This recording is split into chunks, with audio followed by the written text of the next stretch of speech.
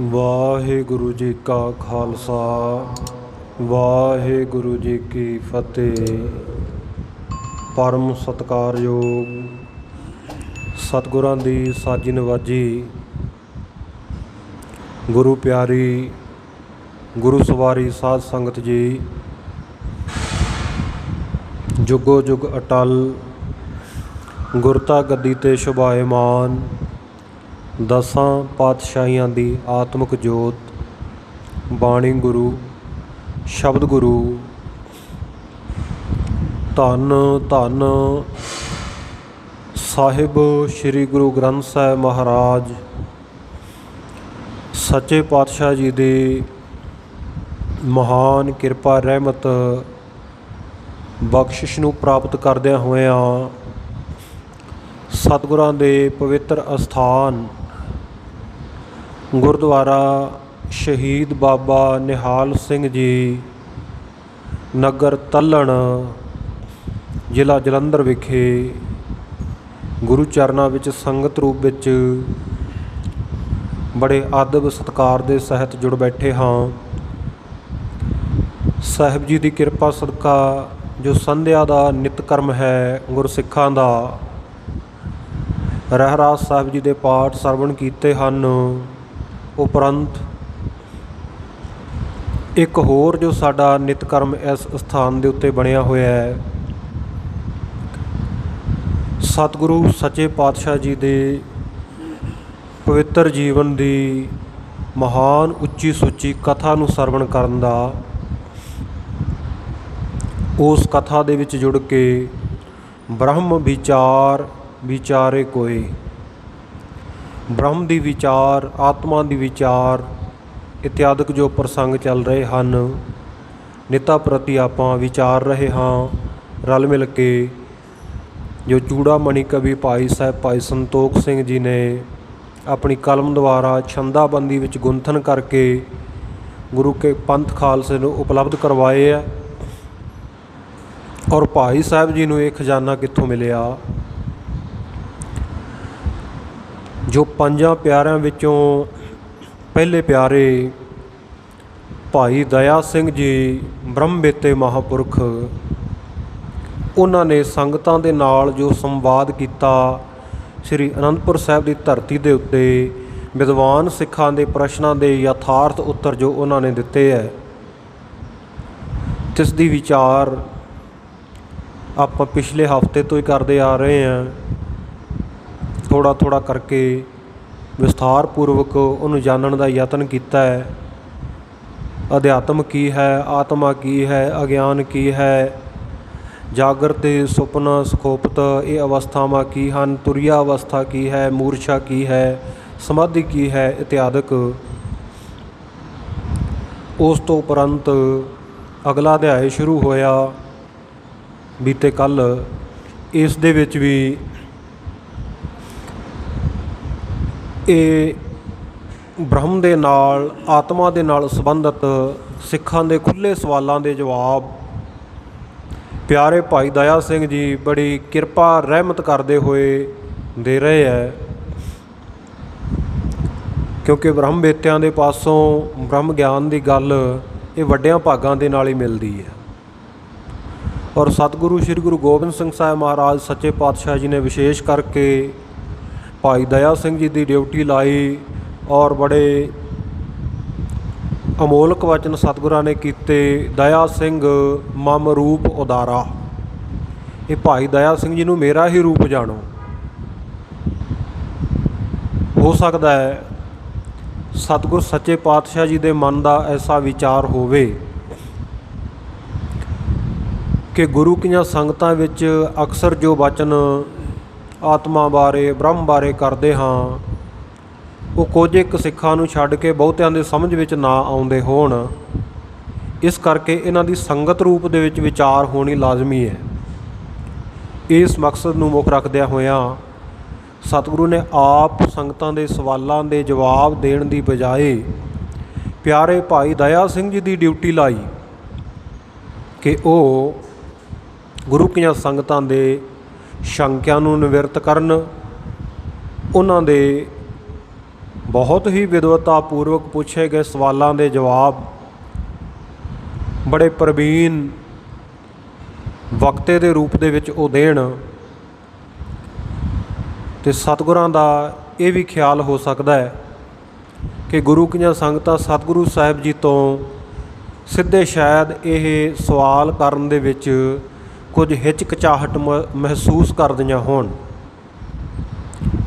ਕਿਉਂਕਿ ਜਦੋਂ ਵੀ ਅਸੀਂ ਕਿਸੇ ਵੱਡੇ ਦੇ ਸਾਹਮਣੇ ਜਾਂਦੇ ਹਾਂ ਅਤੇ ਸਾਡਾ ਸਵਾਲ ਭਾਵੇਂ ਵਾਜਬ ਵੀ ਹੋਵੇ ਤਾਂ ਅਸੀਂ ਥੋੜ੍ਹਾ ਜਿਹਾ ਉਸ ਪਾਸੇ ਤੋਂ ਸੰਕੋਚ ਕਰਦੇ ਹਾਂ ਵੀ ਸਵਾਲ ਇਹਨਾਂ ਨੂੰ ਨਾ ਕੀਤਾ ਜਾਵੇ, ਹਾਲਾਂਕਿ ਸਵਾਲ ਕਰਨ ਵਾਲਾ ਹੁੰਦਾ ਹੈ। ਇਸੇ ਤਰ੍ਹਾਂ ਸਤਿਗੁਰਾਂ ਦਾ ਖਿਆਲ ਐਸਾ ਵੀ ਹੋ ਸਕਦਾ ਹੈ ਕਿ ਗੁਰੂ ਕੀ ਸੰਗਤ ਸਿੱਧੇ ਸਾਦੇ ਤੋਂ ਜੇ ਉਹ ਸਵਾਲ ਨਹੀਂ ਪੁੱਛ ਸਕਦੀ, ਕਿਉਂਕਿ ਭਾਈ ਦਇਆ ਸਿੰਘ ਜੀ ਤਾਂ ਸੰਗਤ ਦੇ ਵਿੱਚ ਹੀ ਵਿਚਰਦੇ ਹੈ ਅਤੇ ਸੰਗਤਾਂ ਨੂੰ ਲੱਗਦਾ ਹੋਏਗਾ ਭਾਈ ਦਇਆ ਸਿੰਘ ਸਾਡੇ ਵਰਗੇ ਸਿੱਖ ਹਨ, ਇਹਨਾਂ ਤੋਂ ਪੁੱਛਿਆ ਜਾ ਸਕਦਾ। ਸਤਿਗੁਰਾਂ ਦੇ ਮਾਣ ਸਤਿਕਾਰ ਅਦਬ ਨੂੰ ਮੁੱਖ ਰੱਖਦਿਆਂ ਹੋਇਆਂ ਸੰਗਤਾਂ ਨਾ ਪੁੱਛਦੀਆਂ ਹੋਣ। ਇਸ ਕਰਕੇ ਸਤਿਗੁਰੂ ਜੀ ਨੇ ਪਿਆਰੇ ਭਾਈ ਦਇਆ ਸਿੰਘ ਜੀ ਦੀ ਡਿਊਟੀ ਲਾਈ ਕਿ ਭਾਈ ਇਹ ਜਿਹੜੇ ਸਵਾਲ ਹਨ ਇਹਨਾਂ ਸਵਾਲਾਂ ਦੇ ਜਵਾਬ ਗੁਰੂ ਕੀ ਸੰਗਤ ਨੂੰ ਭਾਈ ਦਇਆ ਸਿੰਘ ਜੀ ਦੇਣਗੇ। ਔਰ ਭਾਈ ਦਇਆ ਸਿੰਘ ਜੀ ਨੇ ਯਥਾਰਥ ਉੱਤਰ ਉਹਨਾਂ ਸਵਾਲਾਂ ਦੇ ਦਿੱਤੇ। ਇਕੱਲੇ ਸਵਾਲ ਪਿਛਲੇ ਅਧਿਆਏ ਵਿੱਚ 15 ਸਵਾਲਾਂ ਦੇ ਜਵਾਬ ਆਪਾਂ ਪੜ੍ਹ ਚੁੱਕੇ ਹਾਂ, ਤਥਾ ਜੋ ਇਹ 43ਵਾਂ ਅਧਿਆਏ ਸ਼ੁਰੂ ਹੋਇਆ ਇਸ ਦੇ ਵਿੱਚ ਵੀ ਆਤਮ ਵਿਚਾਰ ਜਾਰੀ ਦਾ ਸਿਰਲੇਖ ਹੈ ਕਿ ਉਹੀ ਜੋ ਵਿਚਾਰ ਪਿੱਛੇ ਚੱਲ ਰਹੀ ਹੈ ਉਹ ਜਾਰੀ ਹੈ, ਕੰਟੀਨਿਊ ਹੈ, ਟੂ ਬੀ ਕੰਟੀਨਿਊਡ। ਤਾਂ ਇੱਥੇ ਵੀ ਭਾਈ ਦਇਆ ਸਿੰਘ ਜੀ ਨੇ ਦੱਸਿਆ ਕਿ ਕਰਤਾ ਕਿਹਨੂੰ ਕਹਿੰਦੇ ਆ, ਕਿਉਂਕਿ ਆਮ ਤਾਂ ਆਪਾਂ ਸਮਝਦੇ ਹਾਂ ਵੀ ਜੋ ਕਿਸੇ ਕੰਮ ਨੂੰ ਕਰਨ ਵਾਲਾ, ਜਾਂ ਜਦੋਂ ਆਪਾਂ ਮੂਲ ਮੰਤਰ ਦੇ ਅਰਥ ਕਰਦੇ ਹਾਂ ਤਾਂ ਉੱਥੇ ਆਪਾਂ ਅਰਥ ਕਰਦੇ ਹਾਂ ਵੀ ਕਰਤਾ ਪੁਰਖ, ਉਹ ਅਕਾਲ ਪੁਰਖ ਵਾਹਿਗੁਰੂ ਸਭ ਦਾ ਕਰਤਾ ਹੈ, ਸਭ ਕੁਝ ਕਰਨ ਕਰਾਉਣ ਵਾਲਾ ਹੈ। ਪਰ ਵੇਦਾਂਤ ਮਤ ਵਿੱਚ ਇੱਕ ਕਰਤੇ ਨੂੰ ਕਿਸ ਭਾਵ ਦੇ ਵਿੱਚ ਵੇਦਾਂਤੀ ਮਹਾਂਪੁਰਸ਼ਾਂ ਨੇ ਇਹਨਾਂ ਨੇ ਲਿਆ ਹੈ, ਉਹ ਕਹਿੰਦੇ ਨੇ ਕਿ ਪੈਰ ਦੇ ਅੰਗੂਠੇ ਦੇ ਨਹੁੰ ਤੋਂ ਲੈ ਕੇ ਸਿਰ ਦੀ ਚੋਟੀ ਤੱਕ ਜੋ ਸਾਡੇ ਜੀਵ ਆਤਮਾ ਦੁਆਰਾ ਅਹੰ ਬਿਰਤੀ ਕਰਨੀ ਹੈ, ਮੈਂ ਕਰਦੇ ਰਹਿਣਾ ਹੈ ਕਿ ਮੈਂ ਆਹ ਕਰਦਾ ਹੈ, ਮੈਂ ਆਹ ਕਰ ਸਕਦਾ ਹੈ, ਮੈਂ ਕੀ ਨਹੀਂ ਕਰ ਸਕਦਾ, ਮੈਂ ਸਭ ਕੁਝ ਕਰਨ ਕਾਰਨ ਸਮਰੱਥ ਹਾਂ, ਐਸਾ ਜਿਹੜਾ ਭਾਵ ਮਨ ਦੇ ਵਿੱਚ ਆਉਣਾ ਹੈ ਉਸ ਨੂੰ ਵੇਦਾਂਤ ਦੇ ਵਿੱਚ ਕਰਤਾ ਕਹਿੰਦੇ ਆ। ਸੋ ਕਰਤਾ ਲਖੀ ਹੈ ਹਿਰਦੇ ਚੀਨੋ ਸਿੱਖ ਪ੍ਰਵੀਨ। ਹੇ ਪ੍ਰਵੀਨ, ਚੰਗੀ ਬੁੱਧੀ ਵਾਲੇ ਸਰੋਤਾ ਜਨੋ, ਗੁਰਸਿੱਖੋ, ਗੁਰੂ ਕੇ ਖਾਲਸਾ ਜੀਓ, ਇਹਨੂੰ ਕਰਤਾ ਜਾਣ ਲਓ। ਵੇਦਾਂਤ ਵਿੱਚ ਇਹਨੂੰ ਕਰਤਾ ਕਹਿੰਦੇ ਆ, ਕਿਉਂਕਿ ਪ੍ਰਵੀਨ ਬੁੱਧੀ ਵਾਲਾ ਹੀ ਜਾਣ ਸਕਦਾ ਨਾ, ਅਤੇ ਜਿਹੜਾ ਹੋਵੇ ਕੋਈ ਮੰਦ ਬੁੱਧੀ ਉਹ ਕੀ ਜਾਣੇਗਾ ਕਿ ਜੋ ਬ੍ਰਹਮ ਵਿਚਾਰ ਕੀਤੀ ਜਾ ਰਹੀ ਹੈ ਇਹਦਾ ਮਤਲਬ ਕੀ ਹੈ। ਉਹਨੂੰ ਲੱਗੇਗਾ ਇਹ ਫਜ਼ੂਲ ਦੀਆਂ ਗੱਲਾਂ। ਜੇ ਬੁੱਧੀ ਨਹੀਂ ਹੈ ਕੋਲ ਅਤੇ ਉਹ ਕੀ ਜਾਣੇਗਾ, ਉਹ ਛੱਜੂ ਝੀਵਰ, ਉਹ ਵਿਚਾਰਾ ਕੀ ਜਾਣ ਸਕਦਾ ਸੀ ਵੀ ਗੀਤਾ ਕੀ ਹੁੰਦੀ ਹੈ, ਧਰਮ ਸ਼ਾਸਤਰ ਕੀ ਹੁੰਦਾ ਹੈ। ਇਹ ਤਾਂ ਸਤਿਗੁਰਾਂ ਨੇ ਕਿਰਪਾ ਕੀਤੀ ਨਾ, ਗਿਆਨ ਦੀ ਛੜੀ ਉਹਦੇ ਸਿਰ ਦੇ ਉੱਤੇ ਰੱਖ ਦਿੱਤੀ। ਕਿਰਪਾ ਕਟਾਖ ਅਵਲੋਕਨ ਕੀਨੋ ਦਾਸ ਕਾ ਦੁੱਖ ਵਿਦਾਰਿਓ। ਜਿਹੜਾ ਜਨਮ ਤੋਂ ਗੂੰਗਾ ਅਤੇ ਬੋਲਾ ਸੀ ਉਹਨੂੰ ਰਸਨਾ ਵੀ ਬਖਸ਼ ਦਿੱਤੀ, ਕੰਨ ਵੀ ਬਖਸ਼ ਦਿੱਤੇ, ਸੁਣਨ ਦੀ ਸ਼ਕਤੀ ਬਖਸ਼ੀ, ਬੋਲਣ ਦੀ ਸ਼ਕਤੀ ਬਖਸ਼ੀ, ਅਤੇ ਨਾਲ ਸੋਝੀ ਵੀ ਇੰਨੀ ਬਖਸ਼ਿਸ਼ ਕਰ ਦਿੱਤੀ ਕਿ ਉਹੀ ਛੱਜੂ ਝੀਵਰ ਫਿਰ ਲਾਲ ਚੰਦ ਬ੍ਰਾਹਮਣ ਜਿਹੜਾ ਵਿੱਦਿਆ ਦਾ ਬੜਾ ਹੰਕਾਰੀ ਸੀ, ਉਸ ਨੂੰ ਫਿਰ ਅੱਗੋਂ ਪੁੱਛਦਾ ਹੈ ਵੀ ਤੂੰ ਕਿਹੜੀ ਵਿਚਾਰ ਕਰਨ ਆਇਆ। ਉਹਨੂੰ ਪੁੱਛਦਾ ਹੈ ਕਸਮਨ ਸ਼ਾਸਤਰ ਪ੍ਰਵਿਰਤੇ, ਦੱਸ ਕਿਹੜੇ ਸ਼ਾਸਤਰ ਦੀ ਵਿਚਾਰ ਕਰਨੀ ਚਾਹੁੰਦਾ। 6 ਸ਼ਾਸਤਰਾਂ ਦੇ ਵਿੱਚੋਂ ਕਿਹੜੇ ਸ਼ਾਸਤਰ ਦੀ ਵਿਚਾਰ ਕਰਨੀ ਚਾਹੁੰਦਾ ਦੱਸ। ਇਹ ਗੁਰੂ ਦੀ ਕਿਰਪਾ ਹੈ। ਗੁਰੂ ਦੀ ਕਿਰਪਾ ਦੇ ਨਾਲ ਪ੍ਰਵੀਨਤਾ ਆਉਂਦੀ ਹੈ, ਬੁੱਧੀ ਮਿਲਦੀ ਹੈ, ਸੋਝੀ ਆਉਂਦੀ ਹੈ। ਸੋ ਸਤਿਗੁਰੂ ਜੀ ਦੇ ਅਨੰਨ ਸਿੱਖ ਭਾਈ ਦਇਆ ਸਿੰਘ ਜੀ ਕਹਿੰਦੇ ਵੇਦਾਂਤ ਵਿੱਚ ਉਹਨੂੰ ਕਰਤਾ ਕਿਹਾ ਜਾਂਦਾ ਹੈ ਜਿੱਥੇ ਜੀਵ ਆਤਮਾ ਅਹੰਗ ਭਾਵ ਦੇ ਵਿੱਚ ਹੋਵੇ, ਮੈਂ ਕਰਦੀ ਰਹੇ। ਇਸੇ ਪ੍ਰਕਾਰ ਕਿਰਿਆ ਦੱਸੀ ਕਿ ਜਿਹੜੀ ਮਨ ਦੀ ਬਿਰਤੀ ਹੈ ਇਹ ਇੰਦਰੀਆਂ ਦੇ ਸਾਧਨਾਂ ਦੁਆਰਾ ਬਾਹਰ ਨਿਕਲ ਕੇ ਆਉਂਦੀ ਹੈ। ਮੰਨ ਲਓ ਚੰਗਾ ਰੂਪ ਵੇਖਣਾ ਚਾਹੁੰਦੀ ਹੈ, ਉਸ ਵਿਸ਼ੇ ਨੂੰ ਭੋਗਣਾ ਚਾਹੁੰਦੀ ਹੈ, ਤੇ ਉਹ ਅੱਖਾਂ ਦਾ ਇਸਤੇਮਾਲ ਕਰੇਗੀ। ਚੰਗਾ ਮਾੜਾ ਸੁਣਨਾ ਚਾਹੁੰਦੀ ਹੈ, ਕੰਨਾਂ ਦਾ ਇਸਤੇਮਾਲ ਕਰੇਗੀ। ਜਿਹੜੇ ਗਿਆਨ ਇੰਦਰੀ ਹੈ ਇਹ ਵਿੱਚ ਇੱਕ ਸਾਧਨ ਹੈ, ਖਿੜਕੀ ਹੈ, ਤਾਕੀ ਹੈ, ਦਰਵਾਜ਼ਾ ਹੈ। 9 ਦਰਵਾਜ਼ ਨਵੇਂ ਦਰ ਫੀਕੇ, ਰਸ ਅੰਮ੍ਰਿਤ 10ਵੇਂ ਚੁਈਜੈ। ਇਹ 9 ਦੁਆਰੇ ਆ, 9 ਦੁਆਰੇ ਪ੍ਰਗਟ ਕੀਏ, 10ਵਾਂ ਗੁਪਤ ਰਖਾਇਆ। ਸੋ ਇਹਨਾਂ ਦੁਆਰਿਆਂ ਦੇ ਰਾਹੀਂ, ਇਹਨਾਂ ਸਾਧਨਾਂ ਦੇ ਰਾਹੀਂ ਜਿਹੜੀ ਮਨ ਦੀ ਬਿਰਤ ਹੈ ਉਹ ਵਿਸ਼ਿਆਂ ਦਾ ਰਸ ਲੈਂਦੀ ਹੈ। ਇਹਨੂੰ ਕਹਿੰਦੇ ਆ ਕਿਰਿਆ। ਤੇ ਇਸੇ ਪ੍ਰਕਾਰ ਕਹਿੰਦੇ ਜਿਹੜੇ ਸ਼ਬਦ ਸਪਰਸ਼ ਰੂਪ ਰਸ ਗੰਧ ਇਤਿਆਦਿਕ ਦੁਆਰਾ ਵਿਸ਼ਿਆਂ ਦਾ ਭੋਗਣਾ ਹੈ, ਵਿਸ਼ੇ ਰਸਾਂ ਨੂੰ ਅੰਦਰ ਲੈ ਕੇ ਜਾਣਾ ਹੈ। ਸੋ ਇਹਨਾਂ ਦੇ ਨਾਲ ਜਿਹੜੀ ਬਿਰਤੀ ਦਾ ਤਦਾਕਾਰ ਹੋਣਾ, ਇਹਦੇ ਵਿੱਚ ਮਿਲਣਾ ਹੈ, ਇਹਦੇ ਵਿੱਚ ਵਿਆਪਣਾ ਹੈ, ਇਹਨੂੰ ਕਹਿੰਦੇ ਕਰਮ ਬਣਾ ਕੇ ਆਖਿਆ। ਕਰਮ ਕਹਿੰਦੇ ਆ ਵਿਦਾਂਤ ਦੀ ਭਾਸ਼ਾ ਵਿੱਚ। ਫਿਰ ਕਹਿੰਦੇ ਗਿਆਤਾ, ਗਿਆਨ ਤੇ ਗੇ, ਪ੍ਰਮਾਤਾ, ਪ੍ਰਮਾਣ, ਪ੍ਰਮੇਯ, ਇਹ ਸਾਰਾ ਕੁਝ ਆਪ ਜੀ ਨੇ ਕੱਲ੍ਹ ਵਿਸਥਾਰ ਦੇ ਵਿੱਚ ਸਰਵਣ ਕੀਤਾ ਹੈ। ਸੋ ਜੋ ਇਹ ਕਰਮ ਕਰਨ ਵਾਲਾ ਕਰਤਾ ਹੈ ਜੀਵ, ਕਿਉਂਕਿ ਜੀਵ ਵੀ ਕਰਮ ਕਰ ਸਕਦਾ ਨਾ, ਮਨੁੱਖ ਕਰਮ ਕਰ ਸਕਦਾ। ਬਾਕੀ ਦੇ ਜਿਹੜੇ ਪਸ਼ੂ ਪੰਛੀ ਜਾਨਵਰ ਜੋਨੀਆਂ, ਕਈ ਜਨਮ ਪਏ ਕੀਟ ਪਤੰਗਾ, ਕਈ ਜਨਮ ਗਾ ਜ਼ਮੀਨ ਕੁਰੰਗਾ, ਕਈ ਜਨਮ ਪੰਖੀ ਸਰਪ ਹੋਇਓ, ਕਈ ਜਨਮ ਹੈਬਰ ਬ੍ਰਿਖ ਜੋਇਓ। ਇਹ ਜਿਹੜੀਆਂ ਬਾਕੀ ਜੂਨਾਂ ਹੈ, ਪਸ਼ੂ ਪੰਛੀ, ਦਰਖਤ, ਪੱਥਰ ਇਤਿਆਦਿਕ, ਇਹ ਸਾਰੀਆਂ ਭੋਗ ਜੂਨੀਆਂ। ਸਿਰਫ ਇੱਕੋ ਇੱਕ ਮਨੁੱਖਾ ਸਰੀਰ ਹੈ ਜੋ ਕਰਮ ਜੋਨੀ ਹੈ, ਜਿਹਦੇ ਵਿੱਚ ਮਨੁੱਖ ਕਰਮ ਕਰ ਸਕਦਾ, ਆਪਣੇ ਚੰਗੇ ਕਰ ਲਏ ਚਾਹੇ ਮਾੜੇ ਕਰ ਲਏ। ਬਾਕੀ ਦੀਆਂ ਜੂਨਾਂ ਜਿਹੜੀਆਂ ਭੋਗ ਜੂਨਾਂ ਹੈ, ਮਨੁੱਖ ਭੋਗਤਾ ਵੀ ਹੈ, ਭੋਗਦਾ ਵੀ ਹੈ ਪਿਛਲੇ ਕੀਤੇ ਹੋਏ ਸੰਚਿਤ ਕਰਮਾਂ ਨੂੰ ਪ੍ਰਾਰਬਧ ਦੇ ਰੂਪ ਦੇ ਵਿੱਚ, ਔਰ ਇਸੇ ਪ੍ਰਕਾਰ ਨਵੇਂ ਕਰਮ ਵੀ ਕਰਦਾ ਹੈ। ਕਿਰੇਮਾਨ ਕਰਮ ਕਰਦਾ ਵੀ ਹੈ। ਸੋ ਭੋਗਤਾ ਵੀ ਹੈ ਅਤੇ ਕਰਮ ਦਾ ਕਰਤਾ ਵੀ ਹੈ। ਬਾਕੀ ਜੂਨਾਂ ਦੇ ਵਿੱਚ ਸਿਰਫ ਭੋਗਤਾ ਨੇ, ਕਰਤਾ ਨਹੀਂ। ਮਨੁੱਖਾ ਜੂਨ ਦੇ ਦੋਵੇਂ ਚੀਜ਼ਾਂ ਦਾ ਹਿਸਾਬ ਹੁੰਦਾ ਹੈ, ਭੋਗਾਂ ਦਾ ਵੀ ਅਤੇ ਕੀਤੇ ਹੋਏ ਕਰਮਾਂ ਦਾ ਵੀ। ਬਾਕੀ ਜਿਹੜੀਆਂ ਜੂਨਾਂ ਗੁਰਮੁਖ ਪਿਆਰਿਓ, ਉਹਨਾਂ ਵਿੱਚ ਬਾਕੀ ਦੇ ਜੀਵ ਕਰਮ ਨਹੀਂ ਕਰ ਸਕਦੇ, ਉਹ ਸਿਰਫ ਭੋਗ ਸਕਦੇ ਆਪਣੇ ਕੀਤੇ ਹੋਏ ਨੂੰ। ਉਹ ਭੋਗਤਾ ਜੂਨਾਂ ਹੈ। ਹਾਂ, ਉਹਨਾਂ ਜੂਨਾਂ ਦੇ ਵਿੱਚ ਜੇ ਸਹਿਜ ਸੁਭਾਏ ਕੋਈ ਕਰਮ ਹੁੰਦੇ ਹੈ, ਜੇ ਮਾੜੇ ਹੁੰਦੇ ਹੈ ਉਹਨਾਂ ਦੇ ਗਿਣੇ ਨਹੀਂ ਜਾਂਦੇ, ਜੇ ਚੰਗੇ ਹੁੰਦੇ ਆ ਉਹ ਲੇਖੇ ਵਿੱਚ ਪੈਂਦੇ ਹੈ। ਇਹਨੂੰ ਇੱਕ ਛੋਟੀ ਜਿਹੀ ਉਦਾਹਰਨ ਦੁਆਰਾ ਸਮਝੋ। ਜਿਵੇਂ ਗੁਰੂ ਘਰਾਂ ਦੇ ਵਿੱਚ ਬਹੁਤ ਸਾਰੇ ਪਸ਼ੂ ਜਾਨਵਰ ਆਦਿਕ ਆ ਜਾਂਦੇ ਆ, ਜਾਂ ਸਾਡੇ ਘਰਾਂ ਵਿੱਚ ਰੱਖੇ ਹੁੰਦੇ ਹੈ, ਅਤੇ ਉਹਨਾਂ ਦਾ ਦੁੱਧ ਆਦਿਕ ਆਪਾਂ ਗੁਰੂ ਕੀ ਸੰਗਤ ਦੀ ਸੇਵਾ ਵਾਸਤੇ ਲੰਗਰ ਵਿੱਚ ਲੈ ਆਉਂਦੇ ਹਾਂ। ਸੋ ਉਹ ਉਹਨਾਂ ਦਾ ਕਰਮ ਹੋ ਰਿਹਾ ਅਤੇ ਉਹ ਲੇਖੇ ਵਿੱਚ ਹੈ। ਜਿਹੜਾ ਸ਼ੁਭ ਕਰਮ ਹੋ ਰਿਹਾ ਉਹਨਾਂ ਦਾ ਉਹ ਲੇਖੇ ਵਿੱਚ ਪੈਂਦਾ ਹੈ। ਅਤੇ ਜੇ ਉਹੀ ਪਸ਼ੂ ਇੱਥੇ ਕਿਸੇ ਦੇ ਟੱਕਰ ਮਾਰਦਾ ਹੈ, ਕੋਈ ਮਾੜਾ ਕਰਮ ਕਰ ਦਿੰਦਾ ਹੈ, ਕੁਝ ਖਰਾਬ ਕਰ ਦਿੰਦਾ ਹੈ, ਉਹ ਉਹਦਾ ਲੇਖੇ ਵਿੱਚ ਨਹੀਂ ਪੈਂਦਾ। ਮਨੁੱਖ ਦੀਆਂ ਦੋਵੇਂ ਚੀਜ਼ਾਂ ਲੇਖੇ ਵਿੱਚ ਹੈ। ਕੀਤਾ ਹੋਇਆ ਕਰਮ ਵੀ ਚੰਗਾ ਹੋਵੇ ਚਾਹੇ ਉਹ ਮਾੜਾ, ਪਰ ਉਹਨਾਂ ਦਾ ਮਾੜਾ ਕਰਮ ਲੇਖੇ ਵਿੱਚ ਨਹੀਂ ਪੈਂਦਾ, ਕਿਉਂਕਿ ਪਸ਼ੂ ਹੈ। ਮਨੁੱਖ ਦਾ ਪੈਂਦਾ, ਇਹਨੂੰ ਸੋਝੀ ਹੈ। ਇਸ ਕਰਕੇ ਜਿਵੇਂ ਕਈ ਵਾਰ ਕੁੱਤੇ ਆਦਿ ਕੁੱਕਰ ਦਰਵੇਸ਼ ਜਿਹੜੇ ਗੁਰੂ ਘਰ ਦੇ ਵਿੱਚ ਆ ਜਾਂਦੇ ਆ, ਪਹਿਰਾ ਦਿੰਦੇ ਆ, ਰਾਖੀ ਕਰਦੇ ਆ, ਉਹ ਜਿਹੜਾ ਪਹਿਰਾ ਦਿੰਦੇ ਆ, ਰਾਖੀ ਕਰਦੇ ਆ, ਉਹ ਉਹਨਾਂ ਦਾ ਚੰਗਾ ਕਰਮ ਲੇਖੇ ਵਿੱਚ ਪੈਂਦਾ ਹੈ। ਜੇ ਉਹ ਕਿਸੇ ਨੂੰ ਕੱਟ ਲੈਣ, ਵੱਢ ਲੈਣ, ਉਹਨਾਂ ਦਾ ਮਾੜਾ ਕਰਮ ਹੈ। ਜਾਂ ਪਸ਼ੂ ਕਿਸੇ ਦੇ ਸਿੰਗ ਮਾਰ ਦੇਵੇ, ਉਹ ਉਹਨਾਂ ਦਾ ਲੇਖੇ ਵਿੱਚ ਨਹੀਂ ਹੈ।